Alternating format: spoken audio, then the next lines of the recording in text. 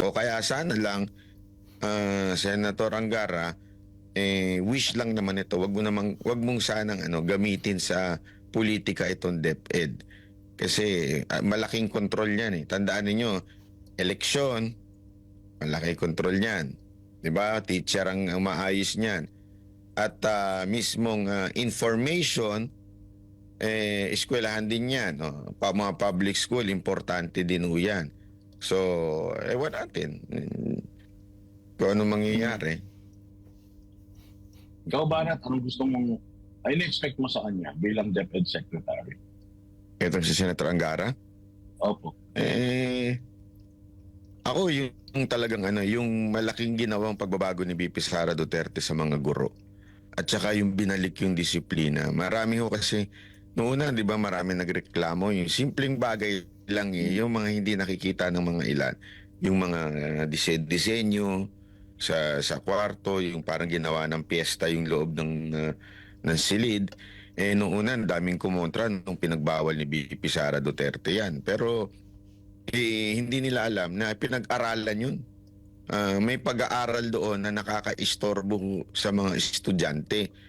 Yung mga simpleng mga bagay, yun ang tanong dyan eh. Kasi alam mo, sabi ko nga, yung dunong, excuse me po, yung dunong, madali ho yan eh. Madaling matutunan yan, nasa libro yan eh. Pero yung mismong pagdating sa ground, medyo doon ako anong alam ni Angara pagdating sa ground, lalo na sa eskwelahan. Narinig ko nga kanina, sinabi mo, di ba, saan ba siya nag-aral pa?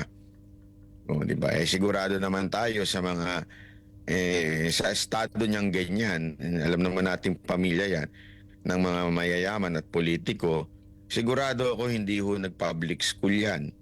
Sigurado ako, hindi ho yan kung ano-anong, so anong alam niya sa mga pangangailangan ng ating mga public school? Yun ang medyo iniisip ko nga okay, magaling ka, Harvard graduate to. Nung narinig ko, nagulat ako, Harvard graduate. Pero papaano mo ngayon i-apply yung yung dunong mo, yung academics mong napag-aralan sa Harvard doon sa DepEd? Sana, although, again hindi naman sa sinasabi natin, bakit si VP Sara Duterte? Hindi rin naman siya sigurado sa public school. Sigurado ako private school din yun. Ang pinagkaiba niya kasi, mayor siya. Yes. Alam niya yung ground. Alam niya yung eskwelahan. Alam niya kung anong... Lahat ng problema na eskwelahan, lalapit sa kanya, di ba? So sigurado tayong alam niya. Si Angara, ano ba ang track record niya? Simulat sa poll, senador siya. So wala ho siya sa ground ever. So paano ngayon niya i-approach yung sa ground, yung mga problema sa ground? Yun lang naman ang ko. Kaya sana lang, Senator Angara, wish lang naman ito. Wag mong sanang gamitin sa politika itong DepEd. Kasi malaking kontrol yan eh. Tandaan niyo, eleksyon, malaki kontrol niyan. 'Di ba? Teacher ang maayos niyan. At mismong information, eskwelahan din yan. Mga public school, importante din ho yan.